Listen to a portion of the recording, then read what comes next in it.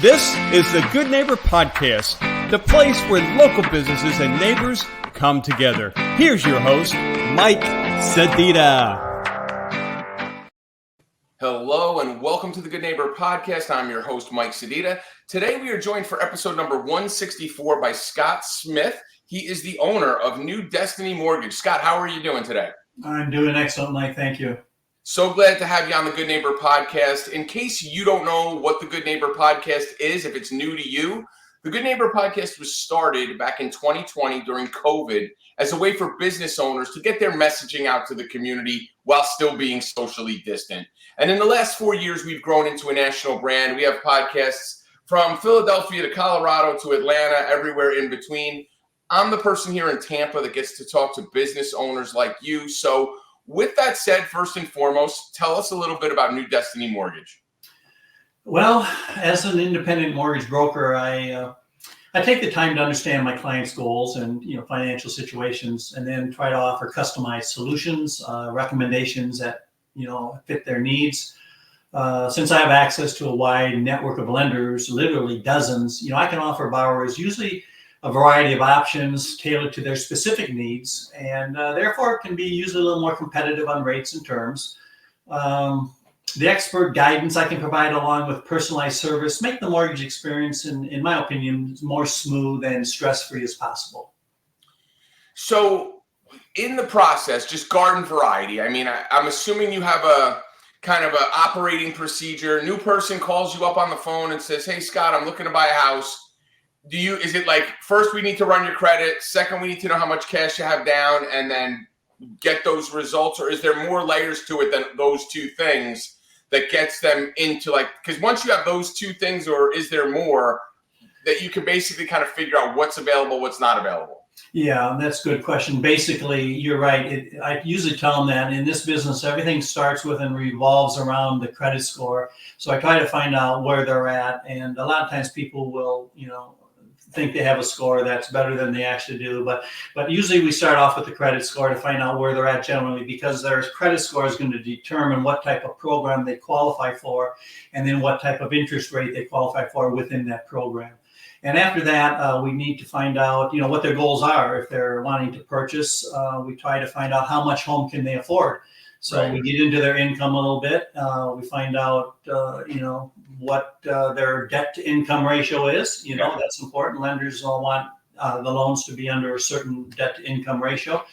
And once we get all those ratios in order and lined up, we communicate with the realtor. And if they don't have any, I have some partners that are excellent I can refer them to. And then we just go play it by ear from there. So 2 questions from that is, number one, it seems like there used to be like I worked in the car industry, 30 years ago, and it was like, hey, we're going to run your FICO. Now there seems like there's 12 different versions of FICO. There's a FICO 3, a FICO 2, a FICO 8, a FICO 10. What is the standard scoring system that you guys go off of for a mortgage? Well, we just go on to a credit providing service, and it's generally, obviously, it's the score that's designed for mortgages. So it may be a little different if they go to a car dealer and right. get their credit score there, or if they apply for a Best Buy car or something like that. It's going to be different. And the 3 bureaus will all give us a score, and then the lenders usually take the one that's in the middle to determine and use that to determine what programs and what interest rates they can qualify for. And then garden variety, again, I'm a novice, you're the expert. Conventional mortgage, generally it's 20%, the general, I know there's programs, but generally is it still like 20% down payment? And then you said the income to debt ratio. What is that ratio? What is that number for someone if they're shooting for a target, or does it vary based on cash down and the credit score and all that stuff? Yeah, well, conventional mortgage can go anywhere from usually 5% down. They even have a 3% down now for some conventionals, up to 20% or more. It's just that 20% figure is what people hear a lot, because that's when you can eliminate the mortgage insurance on your house payment. Okay, but you can definitely get less than that, provide less than that down for a conventional. But the debt to income ratio, they're going to look at what that proposed mortgage payment would be, principal, interest, taxes, and insurance. Then they're going to add to that all their monthly payments they're making on their credit cards, like the minimum payments, their auto payments, any personal loans they might have up. They add up all that debt and divide it into their gross monthly income, and that gives them a ratio. And usually the conventional lenders will want that ratio to be under 50% or less.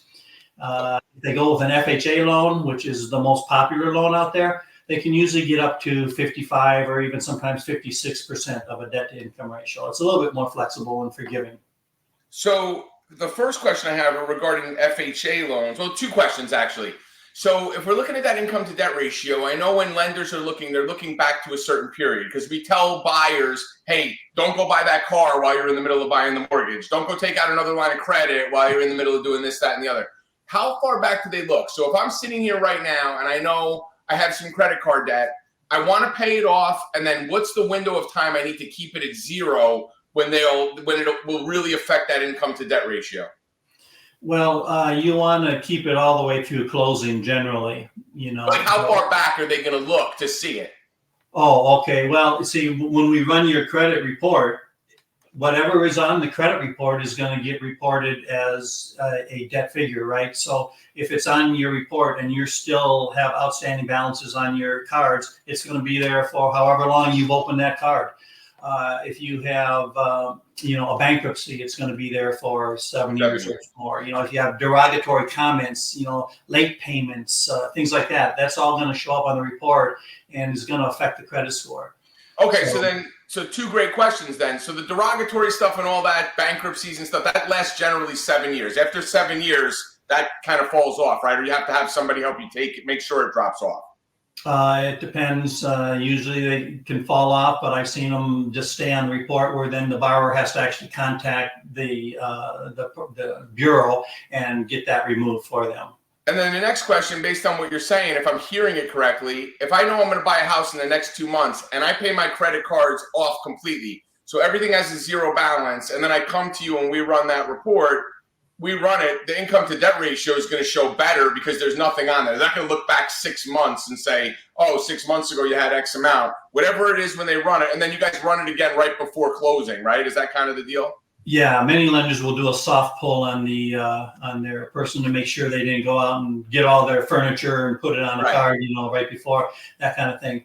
And a little thing I might want to mention about that, because I don't want borrowers to be misled, that a lot of times having a zero balance on your card is not always the best option, because the lenders are looking for a credit history and how you've had credit.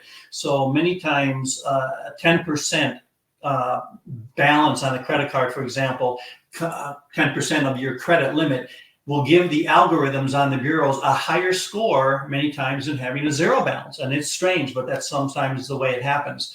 A lot of people will say, well, 30%, we've heard 30%, have your balance 30. Well, that's better than, 50% or 80%, but the algorithms will give you the highest score with a 10% or less balance on your debt when it comes to credit cards. And is that just to show, is that giving them, the algorithm, I'm assuming, goes up to showing that you're actually paying consistently on time with a balance?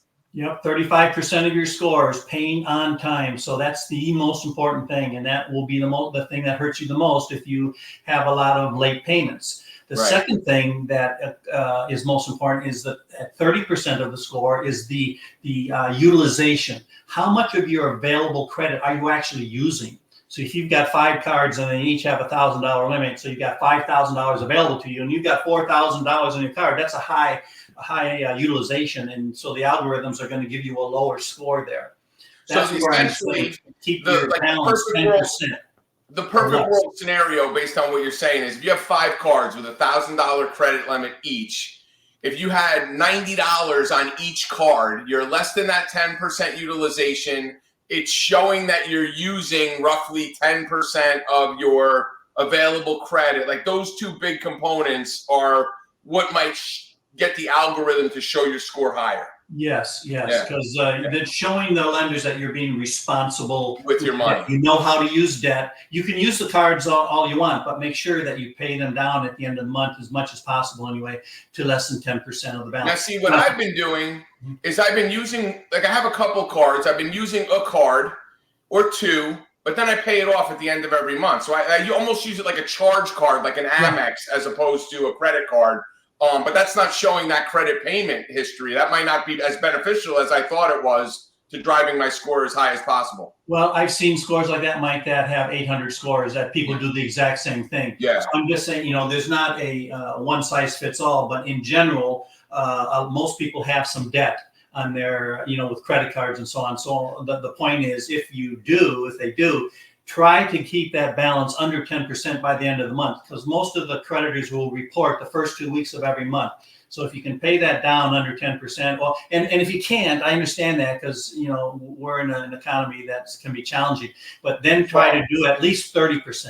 Okay. Yeah. Well, the 30% is better than 31%.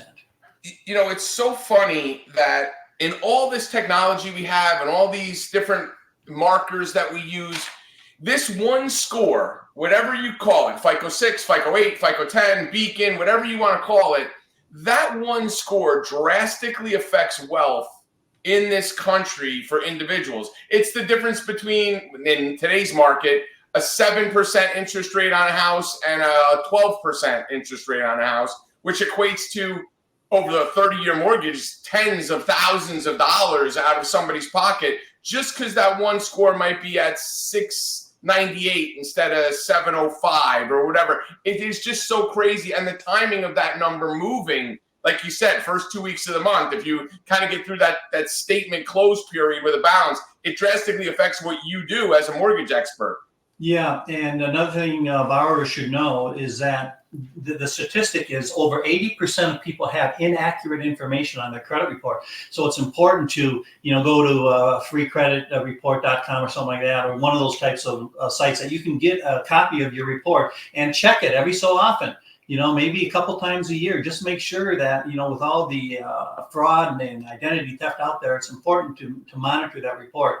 Make sure everything is accurate on there. But yeah, it can be a difference of, most lenders will have tiers. So if you're at a 620, you're going to fall into this interest rate level. And right. If you go over 640, now you're up into another tier and you'll get a little bit better rate. And it might only be an eighth or a quarter point, but it's still, like you say, over a 30-year mortgage. That adds up to tens of thousands of dollars. It's amazing. And of course, most of that interest is paid in the first 7 to 10 years. Right, exactly. And the length of time generally people stay in a home, you're essentially not really paying down the actual principal on the house if you move every 7 years or whatever that number is. So there's all sorts of statistics around that. So you had mentioned something about partnering with realtors. Because on the front end of this, do you partner with firms that help people with their credit? Because you might get somebody that, hey, maybe has a bunch of cash, but their score's a little low, or maybe their score's a little low, but they don't know how to save that cash. Are you working with people too on the front end? Or if you look at them and you're like, it's just not working, you kind of put them on the back burner and wait till they get it together on their own? Or do you have partners that help you out on the front end too?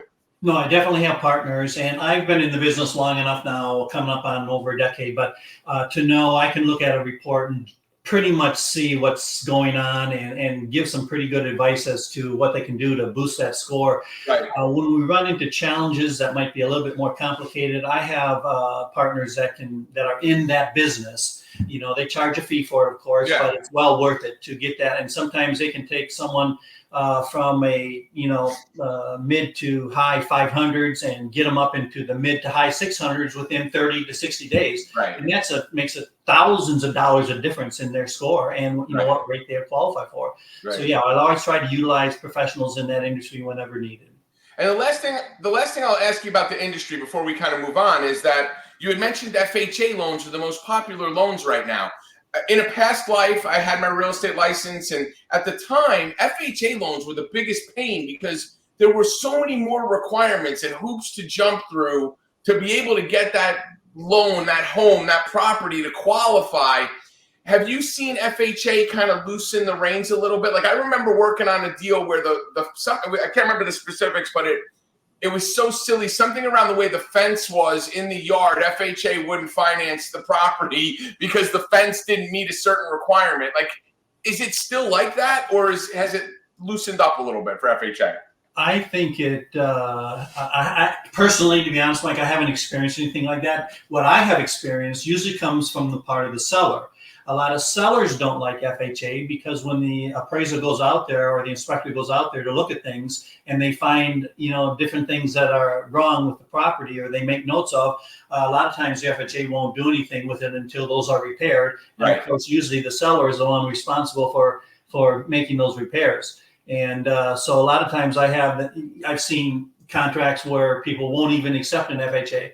And to me, that throws up a red flag because, okay, well, what are you hiding? Right. If you get your money one way or the other, why does it matter if it comes from an FHA loan or a conventional or whatever? Usually it's because there's some type of repair that they're, don't want to fix. I did see that like end of 2021 into 2022 when the market here was just so haywire with cash buyers or people that were coming in and making these astronomical offers. I do recall talking to a lot of people that were like, yeah, this seller won't even look at an FHA buyer. It's got to be, cash or 50%. They have to have a real good income verification and all this other stuff, or else they just won't even accept the offer because houses were moving so fast at that point that, the seller had all the leverage, but the market has actually, swung. There's maybe not as much inventory, there's more inventory than there was then, but it's still a more balanced market now than it was in that window. So, that's right. So that's what you guys do. That's your expertise. Tell me a little bit about your story. How do you get into this? Did you love playing Monopoly as a kid and financing properties, or did you just kind of end up in this from another career? How do you get here for the past decade? Well, my past life, I've owned several successful companies, over the years, and where the need to understand loans and mortgages was important. One of my sons is a Green Beret in the Army, and that motivated me to focus on helping veterans with purchases and refinances. And then that just grew into helping every type of individual, including realtors, investors, and everyday people. So in your past life, what were some of the successful or what were some of the businesses, ventures that you were in that you worked on the periphery of this? Okay. Well, my biggest claim to fame was I started a fitness center back in the early 2000s. We went worldwide we franchised it. I was the founder, developer, developed the equipment, everything. And it went worldwide. We were in the UK, Bahrain, we were in Canada, all throughout Canada. We sold over 300 franchises in the first couple of years. Had some great income coming in and so on. And Time Magazine called me and did a story on me at that. And so we were actually in let me think. I think it was, I want to say November 2003, Time Magazine did a little article on it. So that was kind of a fun experience there. We've opened, my wife and I, we've opened several tanning salons. We've had martial arts schools. I'm a 4th degree Taekwondo master, so we are heavily involved in martial arts at the time and opened some schools there. We did self-serve frozen yogurt franchise we created, that kind of thing. We're in travel businesses, and so on and so forth. And so which business was the biggest pain in the backside? Is it the gym business because of the amount of equipment and investment that goes along with it? Was it the tanning business just because the clientele is so vain in that line of work? Or was it which one was the one when you were like out of it, you were like, yeah, I'm good being out of it? Yeah, I would have to say it was the franchising business, even though it was fun and I learned a lot, and the School of Hard Knocks definitely was there. Working with franchisees can be challenging. Spending $50,000 to $75,000 to $100,000 a year on attorney's fees, just trying to keep franchisees compliant, that kind of thing. So when that finally, I ended up selling that off to an investment company out of Fort Lauderdale, and wasn't too sad to move on to the next project. Yeah. It's like everything. It's like everything, not everything, but it's like a lot of things that have their cycle in your life. When you they say, the joke is always with people who own boats, right? Like, what's the 2 favorite days of a boat owner's life? The day he buys the boat, the day he sells the boat, right? So, it's the same thing with business. You get into something, you develop it, it kind of becomes your baby. It goes through the cycle and grows, and then at some point, the diminishing return, not so much necessarily on the investment side, but the emotional diminishing return of being involved in this entity just gets to a point where you're like, yeah, you know what, I want to get into something else. which one's the most fun? I mean, I know what you're doing now. I get that. But like out of owning businesses and being an entrepreneur, entrepreneurs listening to this, what would be one of the businesses you would say, hey, look, that was actually pretty I don't want to say turnkey, but pretty easy to run and operate. Food business always seemed to be tough for me. It always scares me, the food business. Yeah. Which would be the one that would be the one that you enjoyed the most? Well, it's strange. Even though the fitness one was the one that gave me sometimes the hardest challenges, it was actually the most fun as well, because we had the opportunity to travel to other countries, to help open up their franchise, to meet all kinds of people. They would come into our headquarters and we would do the training, and that part of it, the people side of it, was really fun. Yeah. And it taught us a lot about business and accounting and legal and all that kind of fun stuff, and franchising. So it was kind of both sides of it on that end. Yeah. Retail, the yogurt business was frustrating. When you're paying $10,000 a month in rent just to be in a mall. It was, hard, to keep up to that when you're selling $7, yogurt cups. The volume game. Yeah, and then people, doing things, stealing product, doing all the stuff that goes along with retail. It can be pretty frustrating. So I kind of vowed to stay out of retail after that. But so let me ask you this last question on the franchise stuff, because it always fascinates me. Owning and operating a gym, similar to like I worked in the car wash business with another person I did business with on their marketing. And he would tell me, listen, there's an investment to build this facility. But once I hit number X on my continuity program, this business is on autopilot. Like, it's the attrition that comes in, it outweighs the number, and it kind of just makes money, because as long as you have someone there to manage it, operate it, and have someone that can fix things when they break. Is there a number in a gym? You go to, you've done this, you've rolled it out, you've rolled out hundreds and hundreds of these gyms. When you sit down with a franchisee, do you say, once you get your membership to X, the business is kind of at a status where it's maintaining? Is there a number in mind? Because that's the metric always fascinates me. Well, I mean, that's a good question, but the way I would answer that is no, we usually don't get into that, because you have to be very careful of making an earnings claim for a franchisee. And because you tell them, hey, you get to 300 members and you'll be good, and then it's 300 and they don't, they sue you. Right. So we try to stay away from that. Some franchisees will put an item 19 in their agreement. What do you call it? Oh my gosh, it's slipped my mind now. Their disclosure document. Yeah. And that's where they can make an earnings claim from usually corporations, their own corporate stores, or from franchisees. And then that's fine. But we, most franchisors choose not to. We chose not to. And, but, and again, it depends. What part of the country are you from? A franchise up in Connecticut or New York is going to have a lot higher, need a lot more members to break even than, someone in, maybe, I don't know, South Just because of operating expense in a higher market, a higher rent market? Yeah. I mean, all the variables are so wide that we just try to stay away from that. Yeah, Des Moines, Iowa versus Bridgeport, Connecticut. It's going to be a different world. Yeah, so that's great stuff. That stuff always fascinates me. Thank you for getting into that. So, tell me a little bit about in the mortgage business right now. What's one of the biggest misconceptions you run into when someone dials you up and says, "I'm ready to get a mortgage"? Where are you doing the most educating and correcting them on some of the things they're thinking? Well, let's see. I would imagine that I've heard that a lot of people think brokers cost more to work with than banks or retail lenders. Right. And, for many banks and lenders, fees like underwriting or origination, processing, could be thousands of dollars that are charged to the clients, of course, and then that just adds to the cost of buying a home. Right. But mortgage brokers, we've got access to the lowest rates in the industry. We receive wholesale rates right from the end investors. So generally speaking, mortgage brokers usually have low overhead. They have thinner margins, which allows us then to pass those savings on to the clients. So the lower costs, lower overhead usually result in a lower than average rates that we can provide for them overall. And I think another myth is one we touched on earlier, thinking that they need to put down 20% to buy a home. and in reality, they can put down 3%, they can put down 1%, or even no money down.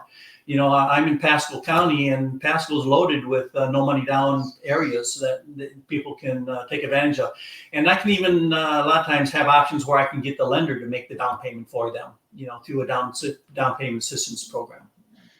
In those instances, though, if someone doesn't have the cash, if they're going to put little to no money down, they have to have the income level to cover the PMI and all the other stuff that goes with it, correct? I mean, you got to be able to, it has to work for them, sure. Yeah, absolutely. So, all this stuff, I mean, you work in a very, numbers, not to steal the line from the Wolf of Wall Street, very like high frequency numbers daily, working with that stuff. But when you're not in the office and you're not grinding these numbers for people and watching the interest rates daily tick up and up more than down, but hopefully more down soon, what do you like to do when you're out having some fun? Well, let's see. With 6 children and 16 grandkids, it's hard to find time.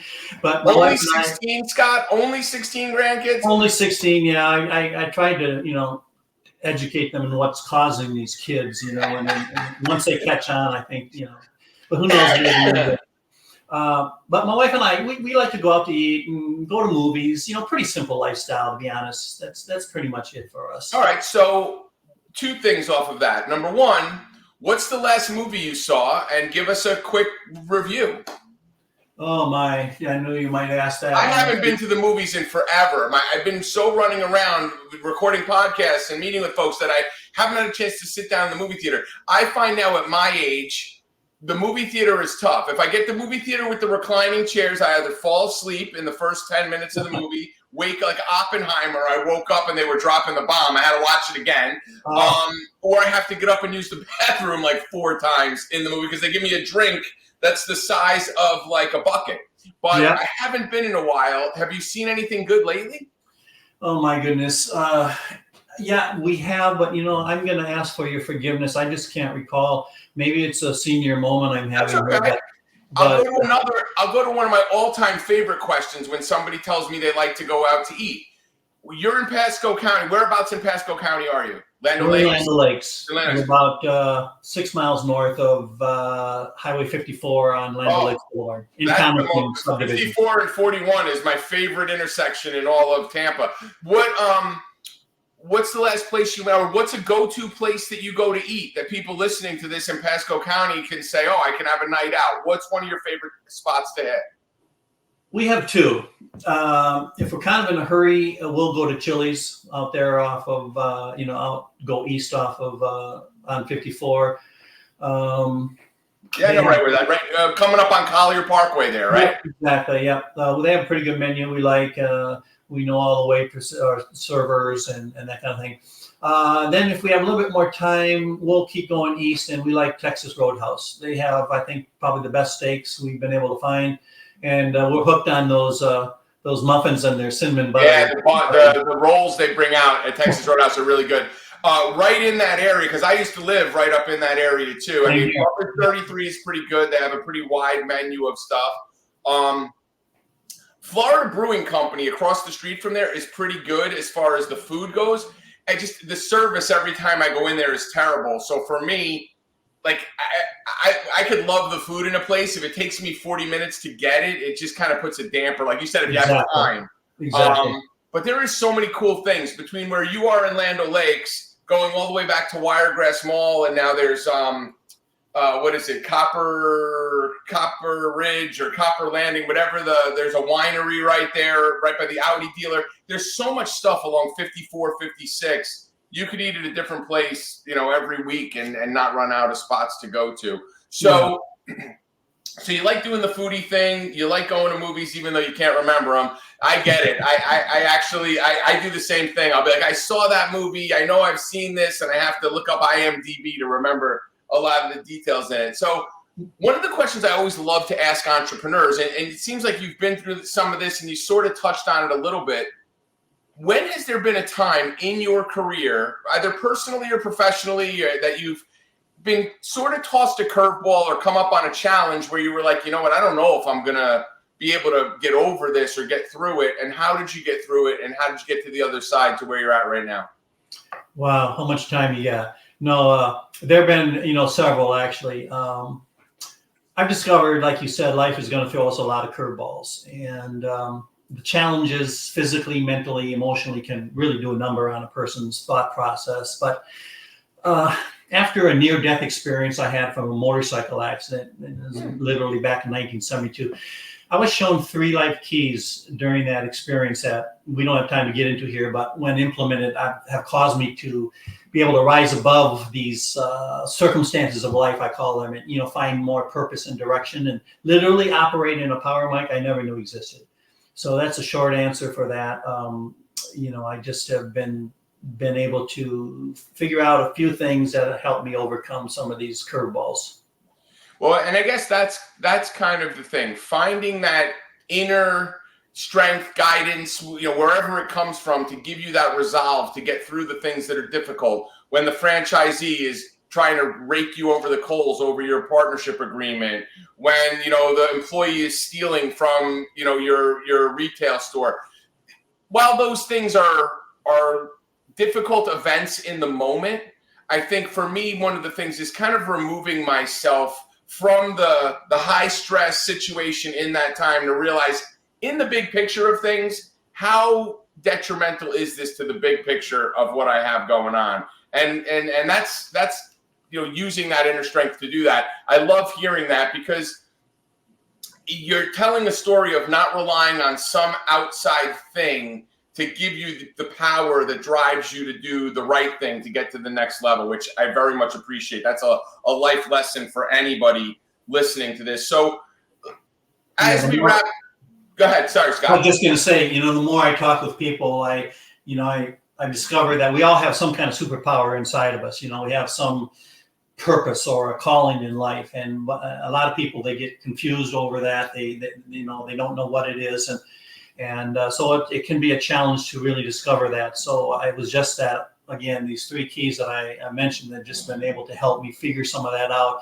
And then when I was able to implement some of those keys, it was just a way for me to get more clarity on what my own superpower is, and been able to help people also figure out theirs as well. Yeah. What your superpower is internally, how to actually access it when you need to access it, and be able to transfer that to help other people. So speaking of helping other people, if I'm someone in the market and they've heard your story here and understand how you've grown businesses, how you're an entrepreneur, how you understand the market that you work in, that you've been working in currently for over a decade, I need a mortgage. How do I get to you? Well, in other words, how can they learn more about what we do? If I want to find out more about New Destiny Mortgage and set up an appointment with Scott Smith, how do I go about doing that? All right. Well, we can be found at newdestinymortgage.com. That's probably the easiest way. People can go there, check out the different loan products that we have available. Sometimes they don't even need tax returns, so we have all types of options available. Doesn't cost anything to talk to us. And, Mike, I'd be honored to serve them. And as a Christian-based business, I just want people to know that we're committed to transparency and honesty, right? So we work hard to provide clear and accurate information for them, and provide loan options, as clear to them, hold their hand all the way through it. And if they can trust us, we have their best interests at heart. So, folks, if you're listening to this and you're in the market and you're deciding, hey, I'm going to bite the bullet, I'm going to date the rate and find the house that I love, marry the house that I love, date the rate right now. I'm going to contact Scott. I'm going to get into a home. And then if I need to refinance in a year or two when the rate comes back down, that's what I'm going to do. If you're at that point right now and you're ready to be a homeowner, you need to contact New Destiny Mortgage. It's newdestinymortgage.com. His name is Scott Smith. He's been with us today. Scott, thank you for being a good neighbor. Thank you for being on the Good Neighbor podcast. I appreciate your time, my friend. Thank you, Mike. It was an honor. Thanks for listening to the Good Neighbor Podcast Passcode. To nominate your favorite local businesses to be featured on the show, go to gnppasco.com. That's gnppasco.com, or call 813-922-3610.